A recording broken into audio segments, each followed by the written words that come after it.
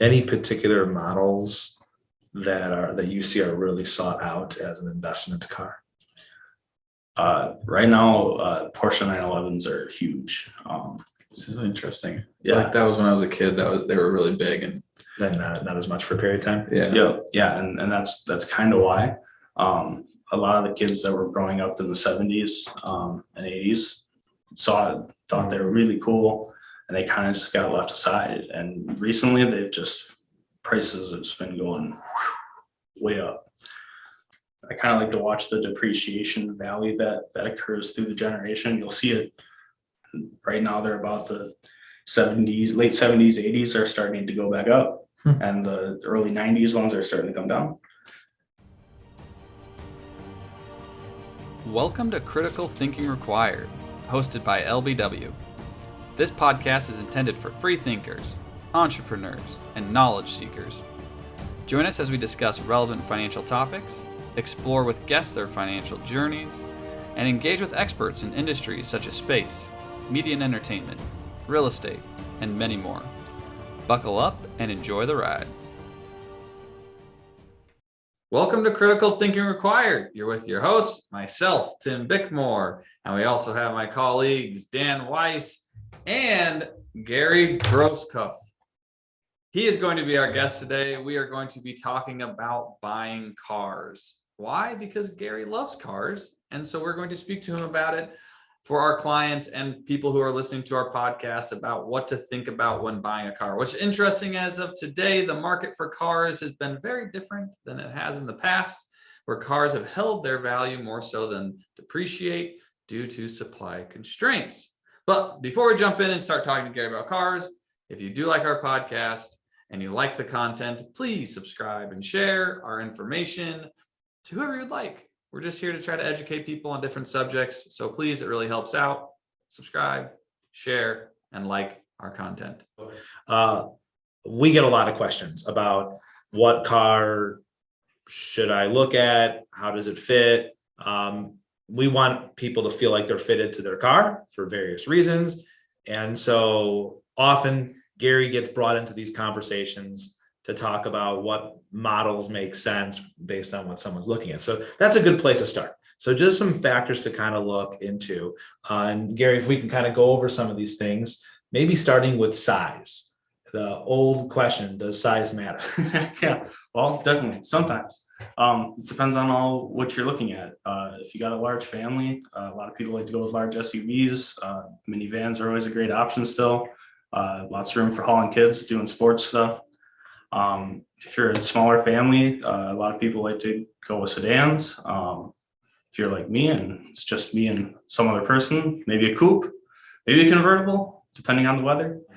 Yeah, I love that you mentioned the kids part, because I never fully understood until I had a daughter, and she's pretty mild. But I've definitely had friends that love the minivan, even though they thought they wouldn't, because those doors slide, so they can't be hitting other people's cars in parking lots. It's like one of the major lists of parents' fears and so on. Obviously we can find all sorts of different sizes and so on in a vehicle. Usually we're talking about mid to luxury vehicles with our clientele. If maybe you can give some options. If somebody's looking for a mid-sized SUV, for example, what are some of the models or brands that we perhaps might suggest starting that journey with? Sure. So for kind of luxury upper scale, Acura makes a great SUV, the MDX. A lot of people, even though they meet a large brand of people and price ranges, but people love Toyotas. The Highlander is a big one. And then for their Toyota's luxury brand, Lexus, and I'm not quite sure what the model numbers are. They get a little crazy, but there's some definitely nice Lexuses out there. For European wise, people love their BMWs. BMW makes some good large SUVs. So does Volkswagen, the Atlas. That's a newer model. Yep, just came out a couple years ago now. It's been a little bit. So yeah, those are good. And then on the American market, the Chevy Equinox is a little smaller. The Traverse, people love those. Cadillac makes a nice XT6, and then people love the Escalade, the Suburban, and the Yukon from GM. All different brands: GMC, Chevy, and Cadillac. So yeah, there's lots of options. You can go What about the on and on. Volvo? Volvo, ooh, What's that, CX-90? XC90, it's XC90. Those are nice too. Very safe. They're always known for their quality of safety. They take that very important. And what can you tell us about drive type? So drive type, up here in Wisconsin, I'm always a proponent of four-wheel drive. It's very fun in the winter when you can kick the back end out and still be safe. That's just me. But a lot of cars now are just front-wheel drive. A lot of them come with four-wheel drive options, which is nice. It all just depends on if you really need it. It costs more to have more things spinning down there. But like out in California, you could probably get away with a rear-wheel drive or front-wheel drive only. Definitely something to consider though, right? Because at least California aside, in these regions of the country, depending on how much you plan to drive that car, understanding your real drive components is really important in not so great weather. Oh yeah, yep. A little bit too much power in a turn when it's raining or when it's a little icy, and you're gonna have a bad time.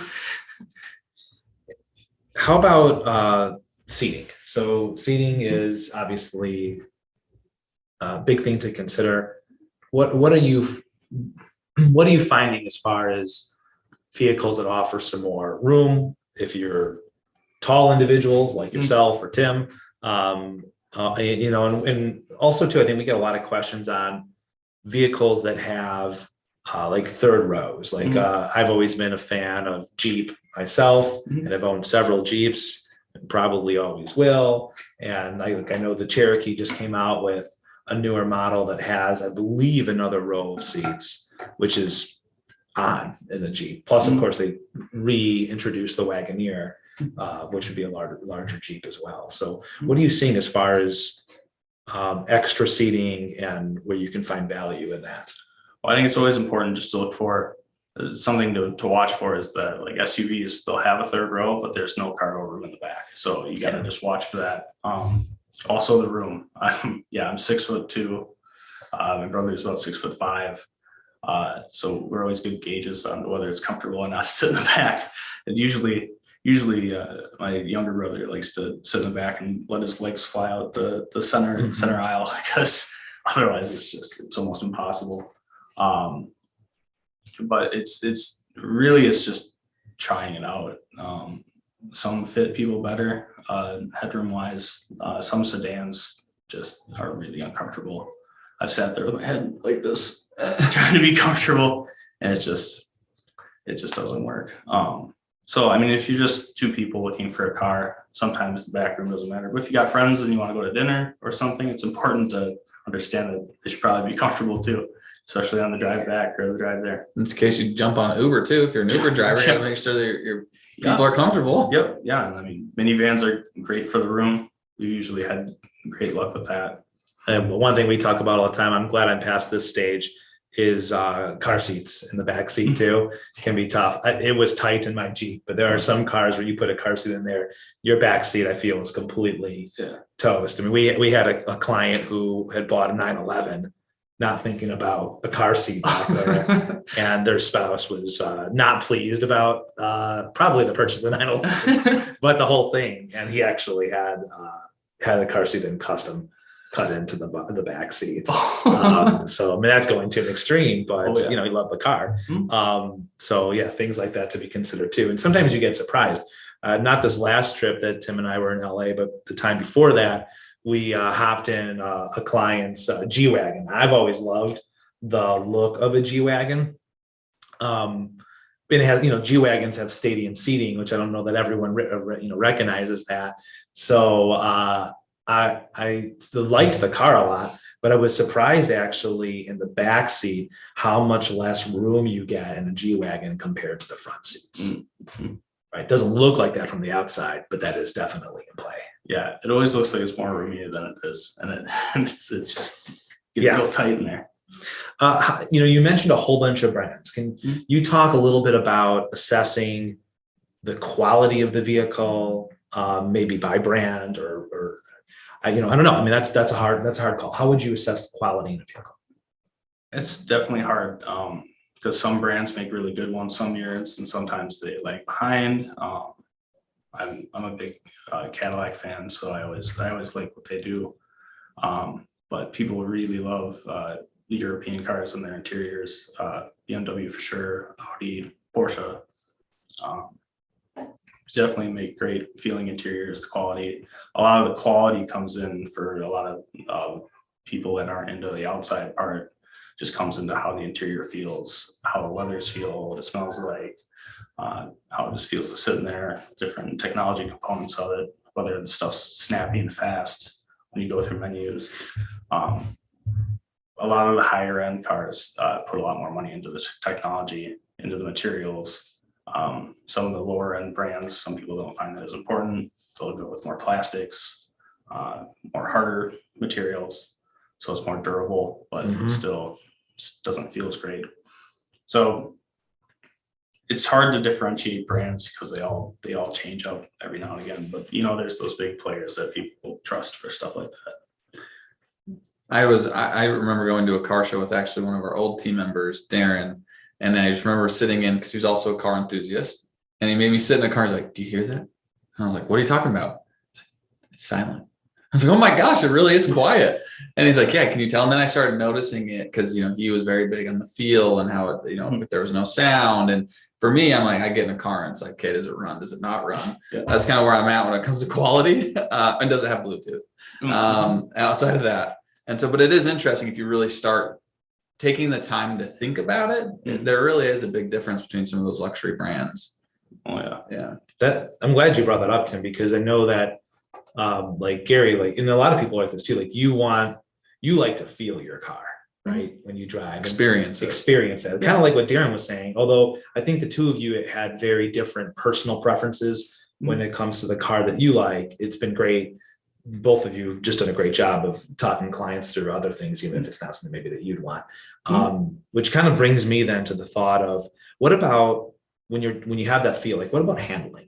If a person really wants a vehicle that handles really well, where would you kind of steer them to? Just some thoughts on that. And then I think actually some of the feel and noise probably is a great segue into some things I know Tim wants to hit on, some changes we've seen over the years in the car industry, but back to like the handling piece. Yeah. So, I mean, you're always going to find better handling with lower slung cars, sedans, coupes. A lot of brands offer more performance orientated models. Audi does S models, Cadillac does V models. Just trying to think, Volkswagen has some type R or not. They have R models. Honda has a type R for their Civic. And just those more sporty things have stiffer springs. They might not be as comfortable to ride in, but they're going to have more of that direct steering feel where you turn it and it doesn't feel like it wallows. So kind of a feel thing instead of moving my body like it would. But if you're looking for that kind of thing, there's definitely great options for it. I can say GM as a whole does really good job with suspension in almost all their cars. And they're really highly regarded for that. Okay. So I'm going to change the subject a little bit, kind of going off of some of the quality and the handling of the car. So we want to talk about gas versus electric. Yes, the EV conversation, electric vehicles. So I guess first and foremost, can you just give us your opinion on the combustion engine versus an electric car? Well, I'm a big old car enthusiast, so I don't really want to see gas go anywhere because I love my old cars. But a lot of people prefer electric. A lot of people want to have a feeling of helping the environment and be part of that. And that can be really important to some people. I don't understand electric cars as well. I like to work on stuff myself. So gas cars provide me a way to be able to figure things out more than I would be able to with a new modern electric car. Well, even modern cars now, there's a lot of technology components that I really can't fix if something goes wrong. So I'm a big gas car guy, but that's not for everybody. Okay. But so in an electric vehicle, talking about power, so I know GTO Judge is that's your baby. That's what you want, right? That's the goal. Mhm. But obviously I know where the power is coming from. That it's the very strong combustion engine. Mhm. Where does the power come from, for example, in a Tesla? Well, I mean, a lot of it, it's kind of hard because it all depends on geography. So for electric car, obviously we got to plug it into the wall or at a power station, but the electricity has to come from somewhere. A lot of times traditionally it comes from coal power, natural gas, especially in regions up in the north where we have changes in seasons and light. We can't really get solar as much as we can other places. So a lot of times up here, we're resorting back to coal or natural gas. So it's important to know where that electricity is coming from. A lot of people like to charge their cars at night when they get home. There's no sun at night, so solar power doesn't work as good as you'd like it to. You can still store power. I think Tesla has a power wall where you can hook it to solar and it stores the power in the batteries. So options like that are great for that. Yeah. Okay. All right. And what's interesting too is, again, we mentioned this on another podcast, but John, who was on our podcast talking about gas, I was speaking to him and he was mentioning that, so C stores, which he owns, are not allowed to sell electricity from the grid. So for example, in Madison, Wisconsin, would be Madison Gas and Electric. So what they do in order to get electricity is they get diesel generators to be able to support the electricity. And then that's how they can charge for it. So you're running diesel fuel to get the generation, to get the electricity to then charge your car. So it's just an interesting thought there. It's what I guess sometimes can happen. But this is more of a question for our Midwesterners, because obviously we have winters and it gets cold and batteries can get drained by the cold. And so I was wondering if you could just hit on range anxiety. May not be as much of a case for our clients out in California. Weather is beautiful there most of the time. So I'm just curious on what your thoughts are on range anxiety and where that's going within the electric vehicle space. Well, I think the issue about range is kind of a big one because car culture in the United States is a big part of who we are, and having that freedom to be able to get in the car and pretty much drive anywhere you want in a day or two or three, depending on where you're going. It's important to some people. And if people want to go on cross-country trips, you got to really plan out where you're stopping, where you're charging, how much time it's going to take to do that. When it just takes 10 minutes to fill up your car and keep going with the gas car. I'm sure as time goes on, we're going to see a lot more range coming out of electric cars. And that's why I'm a big fan of, if you're going for an environmental route, go for a hybrid, because you get the best of both worlds. You get a gas powered car when you need it, and you get the electric when you don't. And that really helps to cut down on the range anxiety, because if you get to a gas station, fill up, keep going. And if you want the electric part, it'll be there. Gotcha. That's a great suggestion. But on that subject too, I'm curious, two things.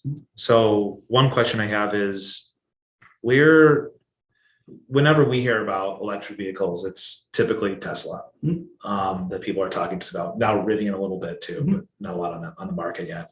But we know that that's not the only options. A number of these companies are working towards that. What other companies have you seen make really good strides that maybe we just don't hear about enough in the electric vehicle market? Sure. Ford has been hitting on that. They've recently put out the Mustang Mach-E, which is a kind of a sporty SUV. GM is making big moves on that. They've done a huge ad campaign bringing in Dr. Evil for the EVs. They've had electric cars or hybrid cars for a little bit now. Namely the Bolt, which is a little tiny SUV. They're recently I brought out the Hummer. Yeah, that Just- blows my mind. Right? Isn't that a little ironic? I said everybody didn't like Hummers before, but now they're kind of bringing it back with electric, which is kind of a cool move on their part. They're looking into Cadillacs coming out. I think at a certain point they're going to try to just wipe out all gas and just go full electric for Cadillac's brands. So they're coming out with the Lyric pretty soon with a Q at the end. And I think they're going to bring out a sedan called the Celestiq, I believe. And then Corvette for GM, they're going to eventually come out with an electric Corvette, Wow. which will be interesting to see. So yeah, those are Audi, the Q-tron. They're certainly hitting on the electric space. Those are all the ones I can think of right now. We also, this is my second question. In in these conversations on this particular topic, we've also though heard that the combustion engine itself has made efficiency improvements. And so what can you tell us about the future of that engine? It's interesting. I know that Toyota has been working on creating actually a hydrogen engine. So still internal combustion, but doesn't use gasoline, uses hydrogen. Hydrogen is actually a very interesting idea. Logistically, it's kind of hard to try to produce the hydrogen and distribute it into places where you can get to it. But it's definitely an option, and I believe Toyota is going to be putting in race cars and testing that out, which will be really cool. But they're also just working on efficiency with gas cars too. We've made huge strides from the 70s from doing emissions things, making it better for the environment, making it more efficient, obviously. Just based on the designs of the engines, they can get a lot more power using things like turbochargers and superchargers to force more air in to make the whole combustion process more efficient using more air. So we're seeing smaller and more efficient engines as time goes on, doing the same kind of power that big giant V8s were doing back in the 60s. So it's really interesting to see. Okay. All right. So I'm gonna change our course a little bit. And I know we talked obviously a little bit about gas versus electric, what to look for in a car. Now we can talk a little bit about how to buy a car.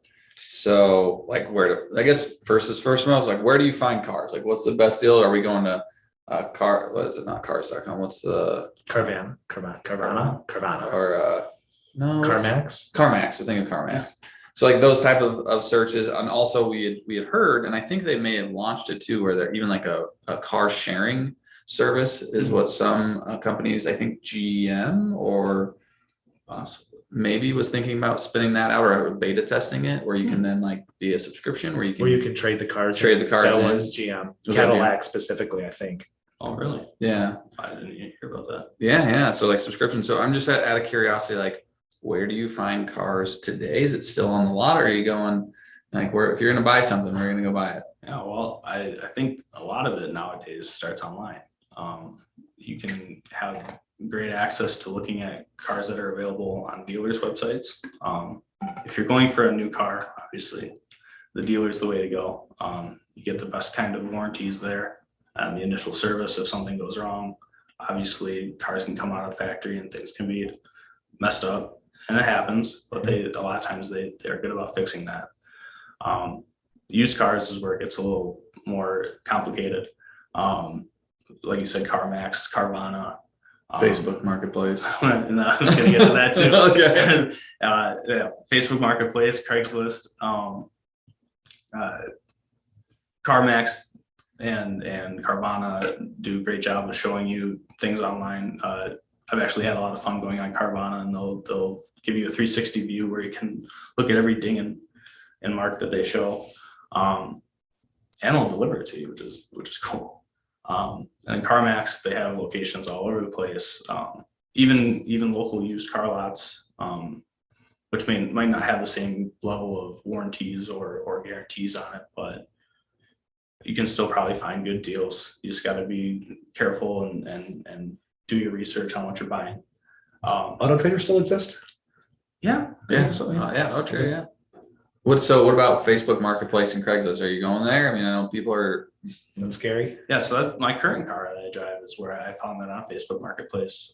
There we go. I bought it in The Caddy? yeah, I bought it in Beloit from a really nice lady. But you got to do a lot of legwork with that.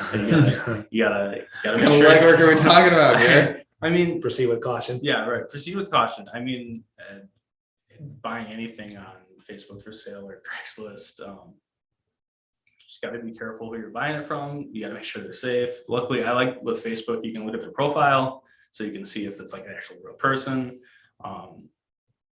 And I've had great luck so far. I mean, like the Cadillac that I drive now, I got it for a great price. It only needed tires when I got it. And it's just been great. Awesome.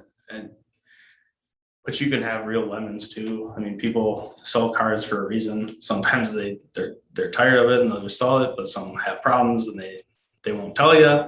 And so you gotta know that you're either gonna have to put in the work to make it work for you, or you're gonna have to shell out more money than you were expecting to make it what you were hoping for.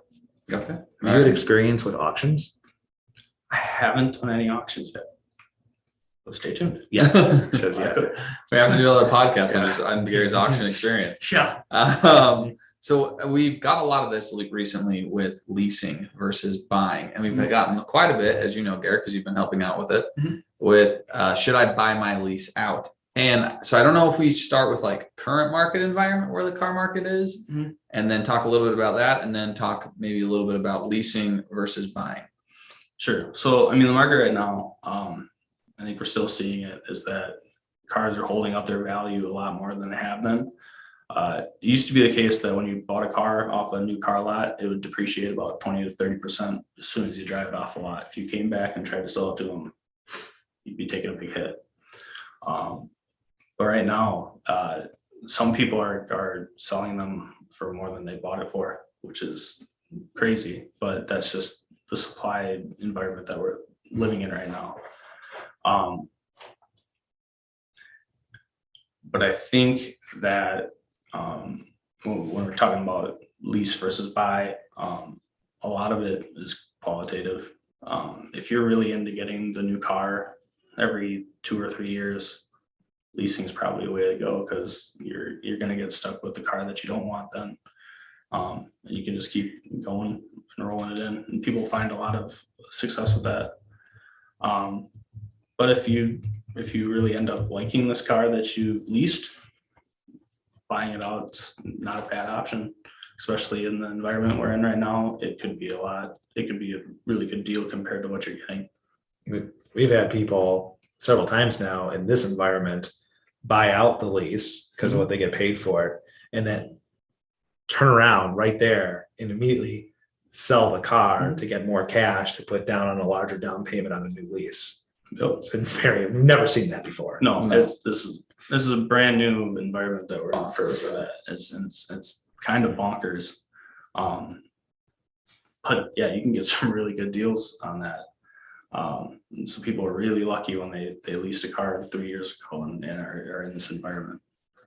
And with leasing too, Gary, I know we usually talk about it also as like time frame. So how long, and obviously getting the new car every 3 years, which you're speaking to time frame. So if somebody's said, oh, I'm going to use myself, like, hey, Gary, I'm going to buy my car and I'm probably not going to get rid of it for like 10, 15 years because that's just how I am. And you're probably like, all right, it probably makes sense to go ahead and buy it and lease it. And is that more so just because then why would we talk about it in that realm, I guess, from a time frame? Well, a lot of people just like having the ownership of it. A lot of people celebrate when they finally stop paying those payments and it's actually theirs. You just got to remember that when the car gets older, more miles on it, more things go wrong. You might have to end up paying for it. But I mean, some of the cars, like the car that I have, is pretty old now, but it's still doing okay. And so you can find those success stories in that. Yeah. Okay, all right.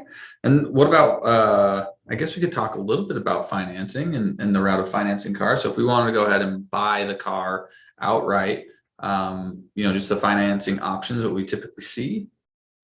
Yeah, at least around here, we have great local credit unions having good financing options for used cars.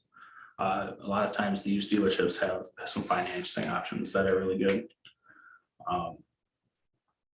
I think recently my dad purchased a car and got somewhere under 2%, I think, on their interest rate. So I think we'll probably be seeing interest rates start coming up a little bit now, but it's always great to shop options on financing because the one that the dealer offers you isn't always the set in stone one. Okay. And then hitting on a little bit too of just like depreciation, which kind of ties into availability. So like, how are we feeling about depreciation today on cars? I mean, I mentioned before, like, oh, you drive it off lot was 20%. It's not really the case any longer. I know. And depreciation is different for all types of cars. Trucks, pickup trucks are notorious for not depreciating very much as they get older. I mean, there's It's more durable. more durable, more desirable. Seems like a lot of people are just looking for pickup trucks. I mean, even trucks that are 15 years old are still going for lots of money. But depreciation wise, I mean, yeah, this is just a totally new environment for new cars and even just slightly used cars. Are there particular brands that tend to depreciate less than others? Luxury for sure, and pickup trucks. Luxury cars will, I think, see a slow depreciation right out of the gate, and then as soon as they start hitting a certain age, when they're getting a lot of miles on them, then you can get them fairly cheap. But that's when issues start to arise. Okay. Guess that's a great transition to the last subject we want to talk about. So most cars lose money over time. Some cars don't. So can you talk a little bit about a collector's corner, perhaps just what goes into buying a collector's car, maybe hit a little bit on the work involved, and then how you might view that as an investment? Sure. So Not always. not always. A lot of collector cars are just labors of love. There's a lot of time and energy involved in picking parts out. When things go wrong, things aren't as readily available. A lot of it is just is all love, because sometimes you're just not going to get the money out that you put in. Same thing with boats too. I mean, you gotta find one that's like an old boat. It's good to find a restored one because somebody already put all the money into it and they're already getting a loss. Same thing with cars. If you can find one with a lot of work done to it, take it, because if it looks like it's going to be a lot of work, it probably isn't. It's probably going to be a lot more than you're expecting. Any particular models that you see are really sought out as an investment car? Right now, Porsche 911s are huge. This is interesting. Yeah. Like that was when I was a kid. They were really big, and Then not as much for a period of time. Yeah, and that's kind of why. A lot of the kids that were growing up in the 70s and 80s thought they were really cool, and they kind of just got left aside. And recently, prices have just been going way up. I used to work for a race shop that worked on Porsches, and it's crazy to see the kind of values that those cars are pulling out. But I mean, they're really cool cars, and people really love them. There's whole giant club for Porsches, specifically Porsche Club of America. They race them. They have giant meetups, but you'll find that with lots of different Corvettes too. Big giant communities around Corvettes. I like to watch Corvettes because they've been around for so long. I kind of like to watch the depreciation value that occurs through the generation. You'll see it. You kind of get to see it move as the newer ones will start to depreciate to a point where they'll stop, and then they'll start gradually increasing in price. And right now they're about the 70s, late 70s, 80s are starting to go back up, and the early 90s ones are starting to come down. And so it's back to the depreciation thing. Is there's even in these older cars, you're seeing it go down, but you're gonna see it come up eventually. It's like trading cards, like cars. Yeah, yep. Yeah, like, you know, If Steven's listening, I wonder what you can get from for a 911 with a custom built car seat. Any other,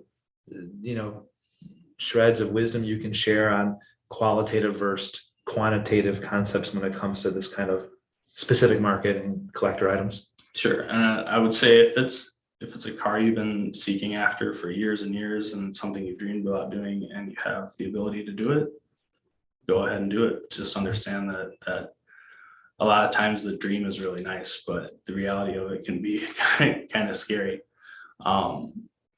But for a lot of people, especially in America, like I talked about before, the car culture is a very big deal. So with me and Pontiacs and Buicks are big to me, and old Cadillacs are just something I really like, and I'll take a little heartache just to be able to play with them. I mean, the car buying thing is always interesting to me because I'm not a car person in the sense of I'm not sold on it. I don't have an affinity to a certain car. Like I said, I just wanted to get it from point A to point B. And honestly, if I could just not have to do too much to it, great, I'm in. And it has Bluetooth. That's the one thing that I won't give up anymore. So from a technology standpoint, but it is always nice to talk to car enthusiasts because there is more to a car when it comes to experience and different things. And when you're looking at it, I think, as Dan mentioned very well, when you have a family, you have to think about things in a little bit of a different light: quality, safety, not banging car doors into other cars. That's not fun either. So it's always nice just to listen to others that enjoy this space and are interested in it, because it enlightens me and it teaches me things that maybe think I should care a little bit more for what I drive. So thank you, Gary. Always appreciate it. Dan. Yeah, a couple things. I love that you mentioned when we were speaking about the whole anxiety in buying an electric car and trying to get, anywhere outside of California, that you should consider a hybrid. I just feel like we don't get a lot of conversations about hybrids anymore. There was a period where we talked a lot about them, and now we've just talked about, the EV concept. And it's a great way to hedge your bet and still not, have to worry about the environmental impact to the same degree. So really glad you brought that up. I mean, car culture in America is something special, that I think even car enthusiasts, like Tim was saying, they obviously get it, but non-car enthusiasts, like, they could still appreciate the art of it, and then others get it and why. It's America in cars is kind of like what Forrest Gump said, is like peas and carrots. They just kind of go together. And I think the takeaway in that is, from what we see from a professional standpoint, is a lot of people will buy a car not understanding the reasons as to why they buy the car, right? And honestly, that's the only really kind of major misstep that I see from a first step when it comes into a car, is that, like we can associate with so many different things, it's just really important to know thyself, right? If you're buying a car, like Tim said, because you don't want doors slammed, well, then a minivan is a really great option. If you're buying a car because you really want to feel that car, a GTO is a great car to buy. If you're buying a car because you don't really know what you're buying and you think that you should be getting something else and you're not understanding those components of it, cars can be a nightmare. So a lot of reasons, whether they be cosmetic, which I think is fine, it is a piece of art, or you're buying for the story or whatever be the case, those are all acceptable. Again, as long as it's just in line with what you really want to do. The last thing I want to mention is really a shout out. It's been about a year since we've touched on this subject. So last April, we had Alex Shep come on and talk about cars as well. So Gary spoke about where you can find cars.